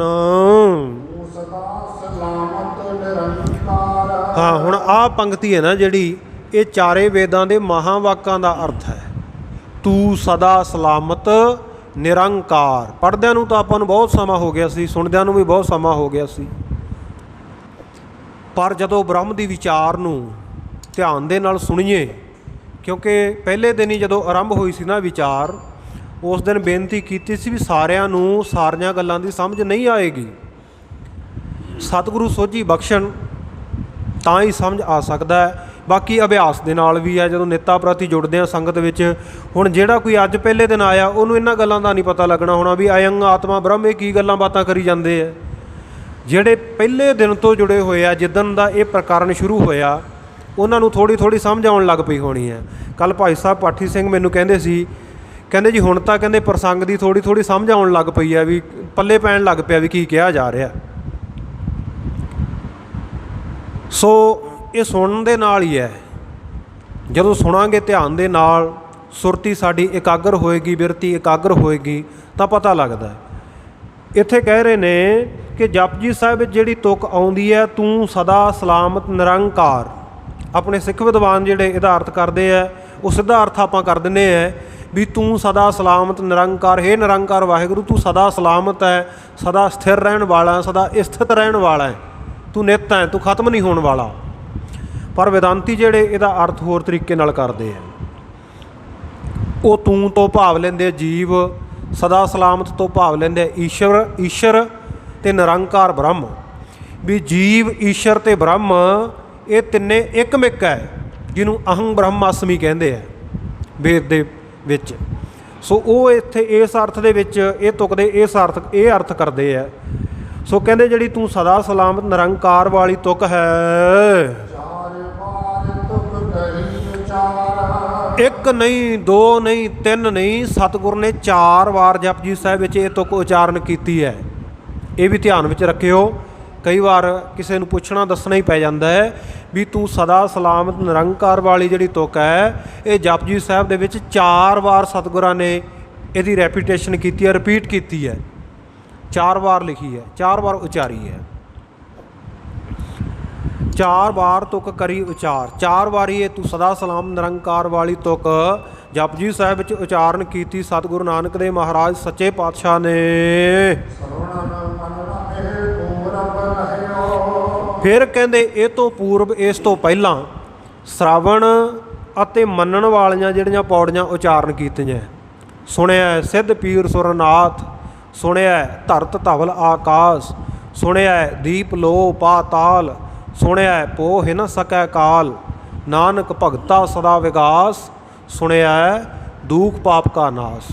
ਫਿਰ ਅੱਗੇ ਸੁਣਿਆ ਈਸ਼ਰ ਬ੍ਰਹਮਾ ਇੰਦ ਵਾਲੀ, ਫਿਰ ਸੁਣਿਆ ਸਤ ਸੰਤੋਖ ਗਿਆਨ, ਫਿਰ ਚੌਥੀ ਸੁਣਿਆ ਸਰਾ ਗੁਣਾ ਕੇ ਗਾਹ। ਇਹਨਾਂ 4 ਪੌੜੀਆਂ ਵਿੱਚ ਸਤਿਗੁਰੂ ਜੀ ਨੇ ਸੁਣਨ ਦਾ ਮਹਾਤਮ ਦੱਸਿਆ ਵੀ ਸੁਣਨ ਦੇ ਨਾਲ ਪ੍ਰਾਪਤੀ ਕੀ ਹੁੰਦੀ ਹੈ। ਸੁਣਨ ਦੇ ਨਾਲ ਕਹਿੰਦੇ ਸਿੱਧ ਬਣ ਜਾਈਦਾ, ਪੀਰ ਬਣ ਜਾਈਦਾ, ਵੱਡੇ ਵੱਡੇ ਨਾਥਾਂ ਵਾਲੀ ਪਦਵੀ ਪ੍ਰਾਪਤ ਹੋ ਜਾਂਦੀ ਹੈ। ਸੋ ਇਹ ਪ੍ਰਾਪਤੀ ਦੱਸੀ ਹੈ। ਇਸੇ ਪ੍ਰਕਾਰ ਫਿਰ 4 ਮੰਨਣ ਦੀਆਂ ਆਈਆਂ। ਮੰਨੇ ਕੀ ਗਤ ਕਹੀ ਨਾ ਜਾਏ, ਜੇ ਕੋ ਕਹੇ ਪਿੱਛੇ ਪਛਤਾਏ। ਮੰਨਣ ਵਾਲਿਆਂ ਦੀ ਗਤੀ ਅਵਸਥਾ, ਜੋ ਉਹਨਾਂ ਦਾ ਲੈਵਲ ਹੈ, ਜੋ ਉਹਨਾਂ ਦੀ ਪਦਵੀ ਹੈ, ਉਹਨੂੰ ਕਿਹਾ ਨਹੀਂ ਜਾ ਸਕਦਾ, ਬਿਆਨ ਨਹੀਂ ਕੀਤਾ ਜਾ ਸਕਦਾ। ਜੇ ਕੋ ਕਹੇ, ਜੇ ਕੋਈ ਕਹਿਣ ਦਾ ਯਤਨ ਕਰਦਾ ਹੈ, ਉਹਦੇ ਪੱਲੇ ਪਛੋਤਾਵਾ ਹੀ ਪੈਂਦਾ, ਕਿਉਂਕਿ ਕਿਹਾ ਨਹੀਂ ਜਾ ਸਕਦਾ। ਜੋ ਮੰਨ ਕੇ ਆਨੰਦ ਹੈ ਉਹ ਤਾਂ ਮੰਨਣ ਵਾਲਾ ਹੀ ਜਾਣਦਾ। ਜਿਹੜੇ ਗੁਰੂ ਕੀ ਬਾਣੀ ਨੂੰ, ਗੁਰੂ ਕੇ ਬਚਨਾਂ ਨੂੰ ਮੰਨਦੇ ਆ ਨਾ, ਉਹਨਾਂ ਨੂੰ ਜਿਹੜਾ ਆਨੰਦ ਆਉਂਦਾ ਭਾਈ, ਉਹ ਤਾਂ ਮੰਨਣ ਵਾਲਿਆਂ ਨੂੰ ਪਤਾ ਨਾ, ਦੂਜਿਆਂ ਨੂੰ ਤਾਂ ਨਹੀਂ ਦੱਸਿਆ ਜਾ ਸਕਦਾ। ਸੋ ਇਹ ਫਿਰ ਮੰਨਣ ਬਾਰੇ 4 ਪੌੜੀਆਂ ਸਤਿਗੁਰ ਨੇ ਉਚਾਰਨ ਕੀਤੀਆਂ। ਮੰਨੇ ਕੀ ਗਤ ਕਹੀ ਨਾ ਜਾਏ, ਮੰਨੈ ਸੁਰਤ ਹੋਵੈ ਮਨ ਬੁੱਧ। ਸੋ ਇਸ ਪ੍ਰਕਾਰ ਮੰਨੈ ਮਾਰਗ ਠਾਕ ਨਾ ਪਾਏ, ਮੰਨੈ ਪਾਵੈ ਮੋਖ ਦੁਆਰ। ਇਹ 4 ਪੌੜੀਆਂ ਉਚਾਰਨ ਕੀਤੀਆਂ ਹਨ। ਕਹਿੰਦੇ ਤੂੰ ਸਦਾ ਸਲਾਮਤ ਨਿਰੰਕਾਰ ਦੀਆਂ 4 ਤੁਕਾਂ ਉਚਾਰਨ ਕਰਨ ਤੋਂ ਪਹਿਲਾਂ ਸਤਿਗੁਰੂ ਸਾਹਿਬ ਜੀ ਨੇ ਸ਼ਰਵਣ ਮੰਨਣ ਦੀਆਂ ਇਹ ਜਿਹੜੀਆਂ 4 ਪੌੜੀਆਂ ਇਸ ਤੋਂ ਪਹਿਲਾਂ ਲਹਿਓ ਜਾਣੀਆਂ ਹਨ। ਆਪਾਂ ਸਤਿਗੁਰ ਦੀ ਬਾਣੀ ਵਿੱਚੋਂ ਪੜ੍ਹ ਕੇ ਕਹਿੰਦੇ ਜਾਂ ਜਾਣ ਲਵੋ ਇਹਨਾਂ ਜਿਹੜੀਆਂ ਪੌੜੀਆਂ ਨੂੰ, ਜਿਨ੍ਹਾਂ ਦੇ ਵਿੱਚ ਸ਼ਰਵਣ ਮੰਨਣ ਦੀ ਜਿਹੜੀ ਸਤਿਗੁਰ ਸੱਚੇ ਪਾਤਸ਼ਾਹ ਨੇ ਮਹਾਨਤਾ ਦਰਸਾਈ ਹੈ। ਫਿਰ ਕਹਿੰਦੇ ਇਹ 4 ਸ਼ਰਵਣ ਅਤੇ 4 ਮੰਨਣ ਦੀਆਂ ਪੌੜੀਆਂ ਤੋਂ ਬਾਅਦ 5ਵੀਂ ਪੌੜੀ ਜਿਹੜੀ ਪੰਚ ਪ੍ਰਵਾਨ, ਪੰਚ ਪ੍ਰਧਾਨ, ਪੰਚੇ ਪਾਵਹਿ ਦਰਗਹਿ ਮਾਨ। ਇਸ ਪੌੜੀ ਦੇ ਵਿੱਚ ਕਹਿੰਦੇ ਨਿਧਿਆਸਣ ਆਖਿਆ। ਨਿਧਿਆਸਣ ਦਾ ਅਰਥ ਕੀ ਹੈ? ਇਹ 2 ਸ਼ਬਦਾਂ ਦਾ ਮਿਸ਼ਰਣ ਹੈ, ਨਿਧ ਤੇ ਆਸਣ। ਨਿਧ ਤੇ ਆਸਣ। ਨਿਧ ਤੋਂ ਭਾਵ ਕਹਿ ਲਓ ਨਿੱਤ, ਕਿਉਂਕਿ ਸੰਸਕ੍ਰਿਤ ਦੇ ਵਿੱਚ ਦੱਦੇ ਦੀ ਜਗ੍ਹਾ ਤੱਤਾ ਅਤੇ ਤੱਤੇ ਦੀ ਜਗ੍ਹਾ ਦੱਦਾ ਵਰਤਿਆ ਜਾਂਦਾ ਕਈ ਜਗ੍ਹਾ। ਨਿਧ ਤੋਂ ਨੰਨੇ ਸਿਹਾਰੀ, ਦੱਦੇ ਨੂੰ ਸਿਹਾਰੀ, ਨਿਧ, ਇਹਨੂੰ ਕਰ ਲਓ ਨਿੱਤ। ਧਿਆਸਣ ਧਿਆਉਣਾ, ਨਿੱਤਾ ਪ੍ਰਤੀ ਮਨ ਬਿਰਤੀ ਨੂੰ ਜੋੜ ਕੇ ਬਾਰੰਬਾਰ ਚਿੱਤ ਬ੍ਰਿਤੀ ਨੂੰ ਧਿਆਨ ਦੇ ਵਿੱਚ ਲਾਉਣਾ, ਇਹਨੂੰ ਨਿਧਿਆਸਣ ਕਿਹਾ ਜਾਂਦਾ ਹੈ। ਸ਼ਰਵਣ ਮੰਨਣ ਨਿਧਿਆਸਣ ਦੀ ਜਦੋਂ ਗੱਲ ਚੱਲੇ ਨਾ, ਇਹ ਤੋਂ ਭਾਵ ਇਹ ਲੈਣਾ ਸ਼ਰਵਣ ਸੁਣਨਾ, ਸੁਣ ਕੇ ਮੰਨ ਲੈਣਾ ਵੀ ਹਾਂ ਇਹ ਗੱਲ ਠੀਕ ਹੈ, ਮੰਨ ਕੇ ਉਹਦਾ ਫਿਰ ਨਿਧਿਆਸਨ ਕਰਨਾ, ਉਹਨੂੰ ਹਿਰਦੇ ਵਿੱਚ ਧਾਰਨ ਕਰ ਲੈਣਾ, ਉਹਦੇ ਵਿੱਚ ਆਪਣੀ ਸੁਰਤੀ ਬਿਰਤੀ ਨੂੰ ਇਕਾਗਰ ਕਰ ਦੇਣਾ, ਇਹਨੂੰ ਨਿਧਿਆਸਨ ਕਹਿੰਦੇ ਹੈ। ਸੋ ਕਹਿੰਦੇ ਪੰਜ ਪ੍ਰਵਾਨ ਨਿਧਿਆਸਨ ਕਹਿਓ। ਪੰਜ ਪ੍ਰਵਾਨ ਵਾਲੀ ਜਿਹੜੀ ਪੌੜੀ ਹੈ ਇਹਦੇ ਵਿੱਚ ਸਤਿਗੁਰੂ ਜੀ ਨੇ ਨਿਧਿਆਸਨ ਮਨ ਬਿਰਤੀਆਂ ਨੂੰ ਉਹ ਬ੍ਰਹਮ ਦੇ ਵਿੱਚ ਜੋੜਨ ਦੀ ਗੱਲ ਕਹੀ ਹੈ। ਕਹਿੰਦੇ ਸਾਖਿਆਤ ਬ੍ਰਹਮ ਨੂੰ ਸਾਖਿਆਤ ਕਿਵੇਂ ਕਰੀਏ, ਸਾਡੀ ਆਤਮਾ ਦੇ ਵਿੱਚ ਸਾਖਿਆਤ ਉਹ ਬ੍ਰਹਮ ਦਾ ਸਰੂਪ ਕਿਵੇਂ ਭਾਸੇ, ਕਿਵੇਂ ਸਾਨੂੰ ਦਿਖਾਈ ਦੇਵੇ। ਇਹ ਜਿਹੜੀਆਂ ਚਾਰ ਤੁਕਾਂ ਕਹੀਆਂ ਹਨ, ਤੂੰ ਸਦਾ ਸਲਾਮਤ ਨਿਰੰਕਾਰ ਵਾਲੀਆਂ ਜਿਹੜੀਆਂ ਇਹ ਚਾਰੇ ਤੁਕਾਂ ਨੇ, ਇਹਨਾਂ ਨੂੰ ਕਹਿੰਦੇ ਚਾਰੇ ਮਹਾਵਾਕ ਮੰਨ ਲਓ। ਜਿਵੇਂ ਵੇਦਾਂ ਦੇ ਚਾਰ ਮਹਾਵਾਕ ਹਨ, ਸਿੱਖਾਂ ਨੂੰ ਉਹ ਵੇਦਾਂ ਨੂੰ ਪੜ੍ਹਨ ਦੀ ਲੋੜ ਨਹੀਂ, ਉਹਨਾਂ ਵੇਦਾਂ ਨੂੰ ਕਰਨ ਦੀ ਲੋੜ ਨਹੀਂ ਕੁਝ ਵੀ। ਸਤਿਗੁਰ ਨੇ ਜਪਜੀ ਸਾਹਿਬ ਵਿੱਚ ਹੀ ਸਭ ਕੁਝ ਦੇ ਦਿੱਤਾ। ਹਾਂ, ਆਪਣੀ ਜਾਣਕਾਰੀ ਵਾਸਤੇ, ਗਿਆਨ ਵਿੱਚ ਵਾਧੇ ਵਾਸਤੇ ਪੜ੍ਹ ਸਕਦੇ ਹਾਂ, ਪਰ ਸ਼ਰਧਾ ਭਾਵਨਾ ਗੁਰੂ ਕੇ ਸਿੱਖ ਗੁਰੂ ਕੀ ਬਾਣੀ 'ਤੇ ਕਰਨ। ਇਸ ਕਰਕੇ ਸਤਿਗੁਰ ਸੱਚੇ ਪਾਤਸ਼ਾਹ ਨੇ ਜੋ ਉਹਨਾਂ ਮਹਾਵਾਕਾਂ ਵਿੱਚ ਗਿਆਨ ਸੀ ਉਹ ਜਪਜੀ ਸਾਹਿਬ ਵਿੱਚ ਹੀ ਦੇ ਦਿੱਤਾ। ਹੁਣ ਜਪਜੀ ਸਾਹਿਬ ਦਾ ਵੇਖੋ ਕਿੰਨਾ ਮਹਾਤਮ ਹੈ। ਚਾਰ ਵੇਦਾਂ ਨੂੰ ਪੜ੍ਹਨ ਦਾ ਜੋ ਮਹਾਤਮ ਹੈ, ਉਹ ਤੂੰ ਸਦਾ ਸਲਾਮਤ ਨਿਰੰਕਾਰ ਵਾਲੀਆਂ ਚਾਰ ਤੁਕਾਂ ਨੂੰ 4 ਵਾਰੀ ਪੜ੍ਹਨ ਲੈਣ ਦਾ ਮਹਾਤਮ ਹੈ। ਵੇਖੋ ਕਿੱਡੀ ਕਿਰਪਾ, ਸਤਿਗੁਰ ਨੇ ਸਾਨੂੰ ਕਿੱਡਾ ਸੁਖਾਲਾ ਰਸਤਾ ਦਿੱਤਾ ਗੁਰੂ ਕੇ ਸਿੱਖਾਂ ਨੂੰ। ਤੂੰ ਗੁਰ ਪ੍ਰਸਾਦੀ ਕਰ ਰਾਜ ਜੋਗ, ਸਤਿਗੁਰਾਂ ਨੇ ਸਾਨੂੰ ਰਾਜ ਜੋਗ ਬਖਸ਼ ਦਿੱਤਾ ਹੈ। ਰਾਜੇ ਵੀ ਬਣੇ ਰਹੋ ਅਤੇ ਜੋਗੀ ਜੁੜੇ ਵੀ ਰਹੋ ਵਾਹਿਗੁਰੂ ਦੇ ਵਿੱਚ। ਕਿਰਤ ਵਿਰਤ ਕਰ ਧਰਮ ਦੀ ਹੱਥੋਂ ਦੇ ਕੇ ਭਲਾ ਮਨਾਏ। ਸੰਸਾਰ ਦੇ ਵਿੱਚ ਰਹਿੰਦਿਆਂ ਨਿਰੰਕਾਰ ਵਿੱਚ ਜੁੜਨਾ, ਜੱਗ ਦੇ ਵਿੱਚ ਰਹਿੰਦਿਆਂ ਸੁਰਤੀ ਰੱਬ ਵਿੱਚ ਜੋੜਨੀ, ਇਹ ਸਤਿਗੁਰੂ ਨਾਨਕ ਦੇਵ ਮਹਾਰਾਜ ਸੱਚੇ ਪਾਤਸ਼ਾਹ ਨੇ ਕਿਰਪਾ ਕੀਤੀ ਹੈ। ਕਹਿੰਦੇ ਇਹਨਾਂ ਚਾਰੇ ਤੁਕਾਂ ਨੂੰ ਉਹ ਵੇਦਾਂ ਦੇ 4 ਮਹਾਵਾਕਾਂ ਦੀ ਤਰ੍ਹਾਂ ਨਿਰਧਾਰ, ਇਹਨਾਂ ਨੂੰ ਮੰਨ ਲਵੋ, ਭਲੀ ਪ੍ਰਕਾਰ ਕਰਕੇ ਹਿਰਦੇ ਵਿੱਚ ਧਾਰਨ ਕਰ ਲਵੋ ਗੁਰੂ ਕੇ ਸਿੱਖੋ।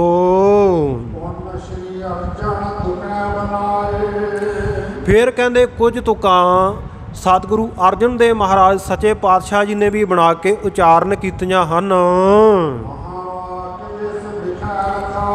ਕਹਿੰਦੇ ਉਹਨਾਂ ਤੁਕਾਂ ਦੇ ਵਿੱਚ ਵੀ ਇਹ ਮਹਾਵਾਕ ਹੀ ਲਿਖੇ ਹੋਏ ਆ। ਜਿਹੜਾ ਵੇਦਾਂਤ ਹੈ, ਵੇਦਾਂ ਦਾ ਗਿਆਨ ਹੈ, ਜੋ ਧਾਰਮਿਕ ਪੁਸਤਕਾਂ ਦਾ ਨਿਚੋੜ ਹੈ, ਉਹ ਸਤਿਗੁਰੂ ਅਰਜਨ ਦੇਵ ਮਹਾਰਾਜ ਸੱਚੇ ਪਾਤਸ਼ਾਹ ਜੀ ਨੇ ਉਹਨਾਂ 4 ਤੁਕਾਂ ਦੇ ਵਿੱਚ ਇਹਨਾਂ ਮਹਾਵਾਕਾਂ ਦਾ ਹੀ ਨਿਰਣਾ ਕਰ ਦਿੱਤਾ ਹੈ।